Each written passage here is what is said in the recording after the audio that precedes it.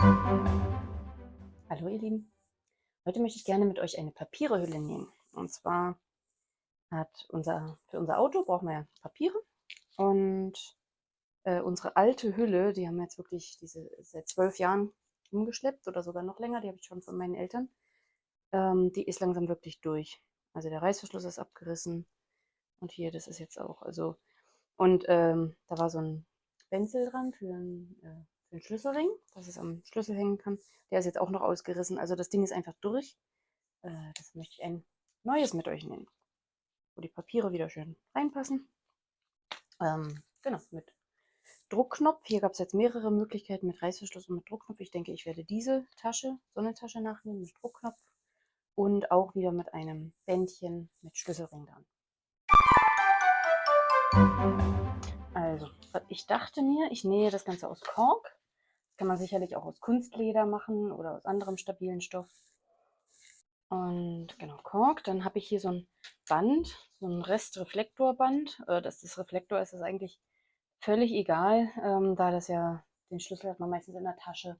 Das ist nichts, was man draußen offensichtlich rumträgt. Deswegen ist das egal. Es ist nur ein recht stabiles Band, das hoffentlich nicht zu schnell durchscheuert. Weil wenn das hier um den Schlüsselring hängt und der Schlüsselring da immer dran rumscheuert, dann möchte ich ja nicht, dass das sehr schnell wieder durchreißt.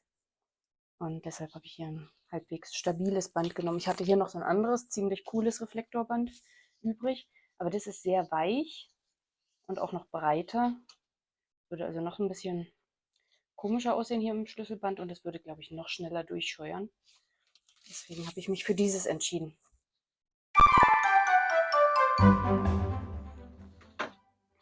Also, ich habe hier meine Papiere.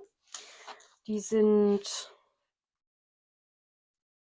mit der Hülle, sind die 12 mal 8,5 Zentimeter groß. Ich möchte ja rechts und links habe ich eine Nahtzugabe von 1 Zentimeter. Da sind wir schon mal bei 14 Zentimetern. Und ich will ja nicht, dass die Naht wirklich nur so breit ist wie das Teil, sondern ich muss es ja noch rein und rausschieben können. Also will ich auf jeder Seite nochmal 5 Millimeter Platz haben. Also brauche ich noch einen Zentimeter. Bin ich bei 15 Zentimeter. 15 Zentimeter Breite. 8,5, selbes Spiel, sagen wir mal 9 will ich nachher haben für die Hülle. Dann brauche ich 9 in der Höhe, die brauche ich ja zweimal, also brauche ich 18. Und dann will ich ja noch ein bisschen Überlapp haben. Da will ich am Rand außen, will ich 1 Zentimeter Platz haben, Überlapp. Und in der Mitte 2, also ich will so ein Gefälle von einem Zentimeter haben, dass ich auch wieder, wie bei der alten Hülle, das war so, naja, ich weiß nicht, ob man es noch sieht, das war so ein Bogen hier, dass am Rand der Überlapp nicht so groß ist, aber in der Mitte der Druckknopf noch hinpasst.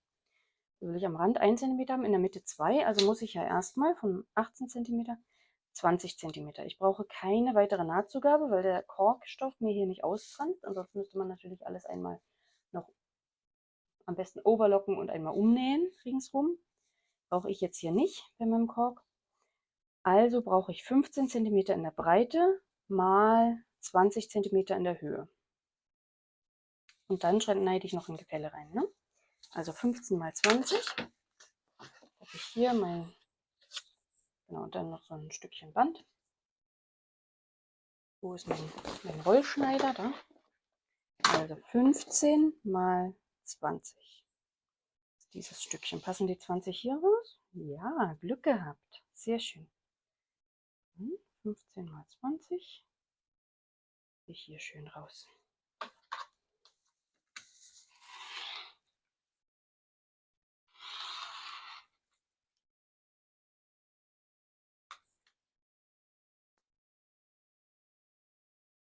Ich hoffe, dass ich nicht verrutsche. Das ist oft, wenn ich an der linken Kante schneide, rutscht es gern mal weg. Immerhin ist der Korkstoff nicht sehr rutschig.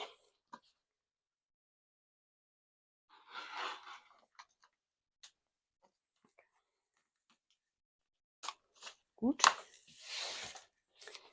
Dann noch die 15.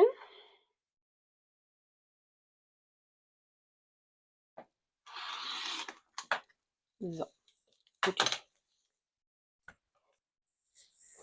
So, dann will ich jetzt, die Höhe habe ich gesagt, waren 8 waren 9 Zentimeter.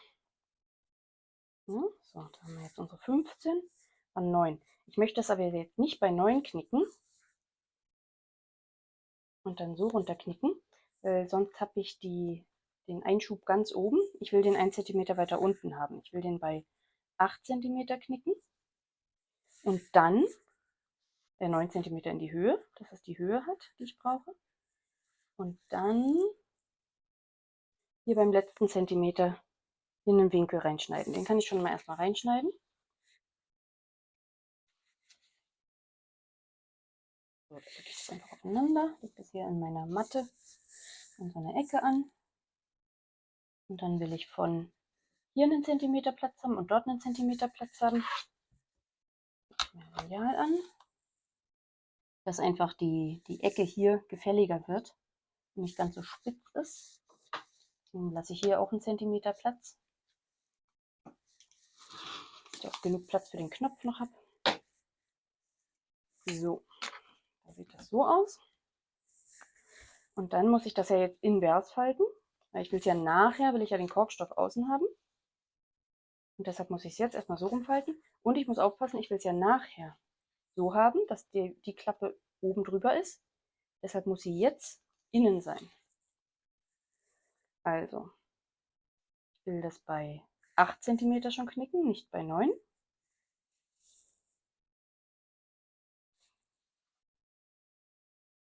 So, 8 cm. Dann muss das natürlich möglichst auch hier gerade liegen und nicht mehr wegrutschen. So, und dann knicke ich das hier bei 9 und klappe das nach innen. Und damit habe ich jetzt hier einen Überlapp von 1 cm zwischen den beiden Stoffen. Ich mache das erstmal hier drüben fest, dass mir das nicht wegrutscht. So 9 cm.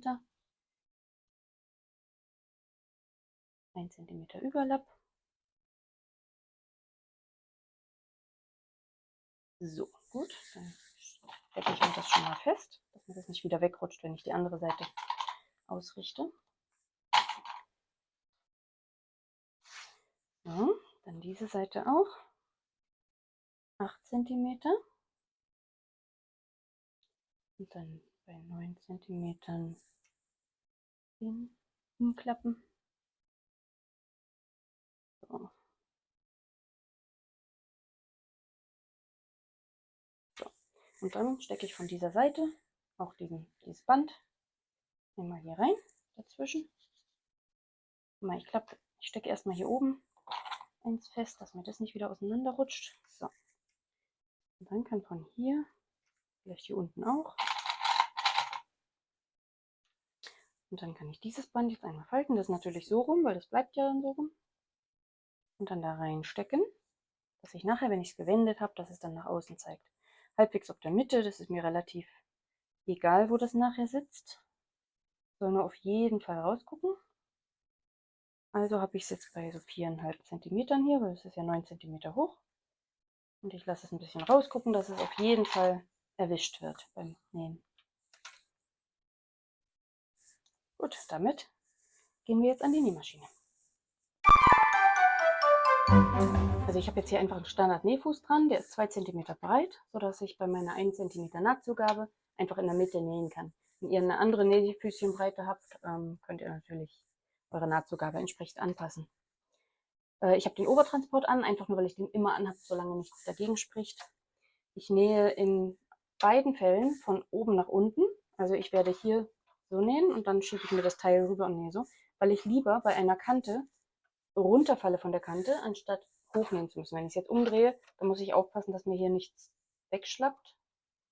Und das ist ein bisschen einfacher, wenn ich einfach so rum von der Kante runter nähe. Und mein Stück ist jetzt nicht so groß, das passt locker hier drüben hin. Genau.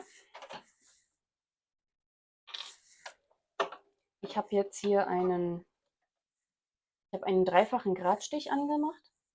Einfach, dass, wenn ich das Teil dann öffne und schließe und wende und auch an dem Benzel, dass mir das dann nicht ausreißt. Ich muss dann ein bisschen aufpassen, dass das Kork nicht zu sehr perforiert wird, dass es dann ausreißt. Das ist so ein bisschen ja, ein Trade-off. Ich habe jetzt die Stichlänge etwas verlängert deshalb, aber es fühlt sich für mich einfach sicherer an, wenn das ein dreifacher Gradstich ist.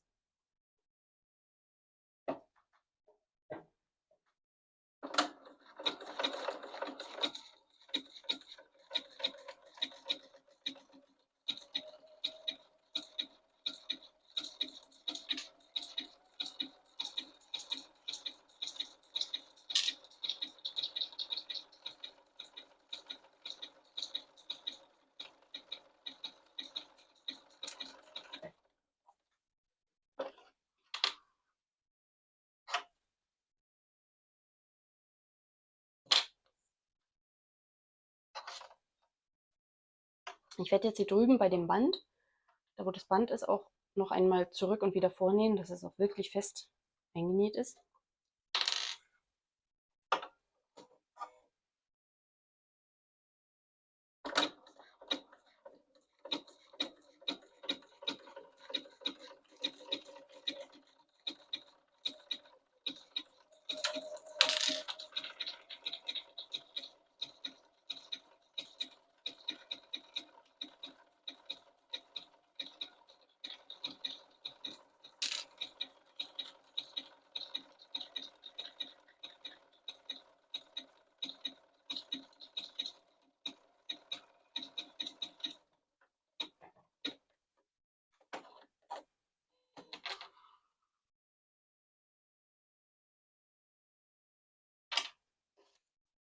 So, schauen wir mal, wie sich das wendet.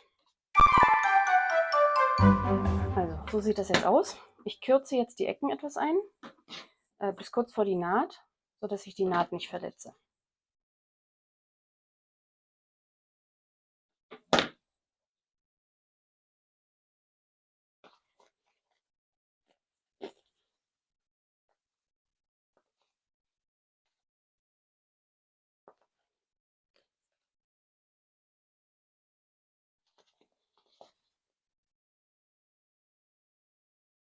Ich habe jetzt hier noch so ein Wendeholz. Wer möchte, kann sowas benutzen.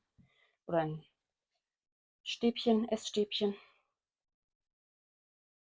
Oder einfach mit den Fingern fummeln, bis es passt. So, dann teste ich schon mal, ob das reinpasst. Ja, da würde ich dann ja wahrscheinlich so machen.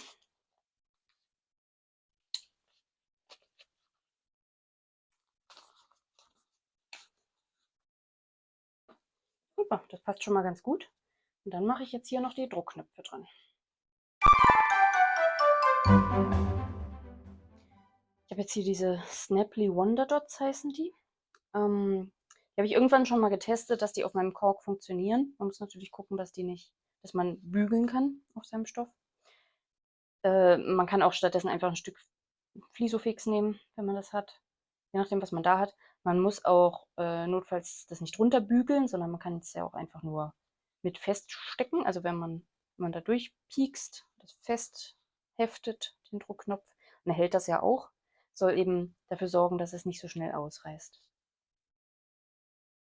Ich habe schon mal getestet, dass das funktioniert, dass ich den Korkstoff nicht zerstöre. Deswegen mache ich das jetzt einfach direkt. Ihr solltet am besten an eurem Stoff testen, dass man den auch bügeln kann. Ich habe jetzt hier eine Stufe 2, eine mittlere.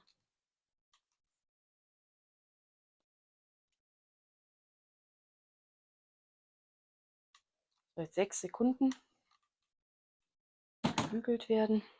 So, ich lege mir immer ein Tuch dazwischen, dass ich nicht aus Versehen mal den Wonderdot oder was auch immer ich festbügle, nicht aus Versehen falsch rum habe und dann klebt mir das am Bügeleisen. Das ist mir schon mal passiert. Das war sehr ärgerlich. Hier noch. Hier dann den zweiten Wonderdot. Sollte ja ziemlich genau auf der Seite sein, wo das jetzt liegt. Ich gucke mir das mal an, wo es glänzt. Da, wo es glänzt, ist der Kleber. Da ist der Kleber. Den drehe ich hier Richtung Stoff. Mein Tuch wieder drüber.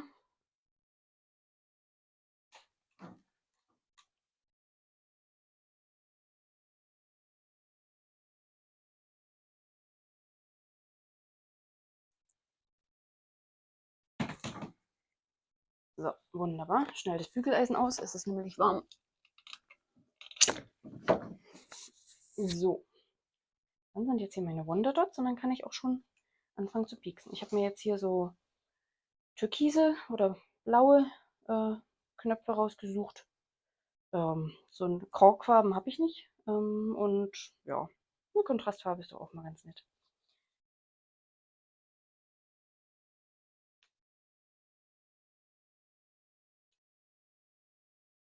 So, dann muss das hier ja außen sein.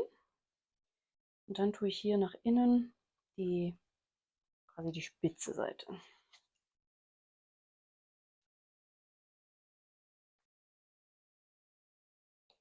So, dann drehe ich das um.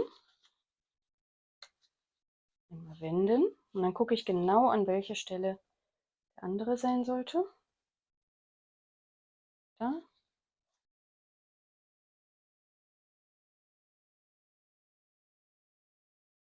Ja, schon ganz schön am Rand, aber geht noch. Ja, dann den drauf. Na, jetzt wieder gucken, dass man richtig rumsteckt, dass man den dann auch zumachen kann.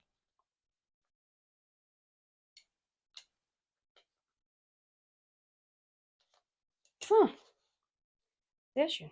Dann die Papiere rein.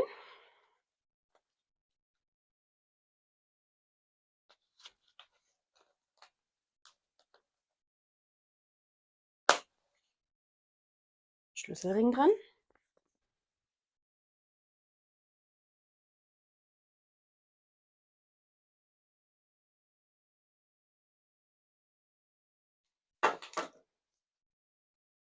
So, das ist es. Ich bin ganz zufrieden. Schnelles, kleines Projekt und die Papiere sind stylisch und gut aufgehoben. So, ihr Lieben, vielen Dank, dass ihr dieses kleine Täschchen mit mir zusammen genäht habt. Vielleicht gefällt es euch ja, vielleicht braucht ihr ja auch sowas. Und mir gefällt es ganz gut. Vor allem besser als dieses abgenuddelte alte Teil. Ja, ich bin gespannt, wie lang das diesmal hält. 12 Jahre wird es sicher nicht halten. Das ist eben, Korkstoff hält schon einiges aus, aber das war schon echtes Leder, die alte Tasche. Und genau, ich hoffe, es hat euch gefallen und wir sehen uns beim nächsten Mal. Tschüss.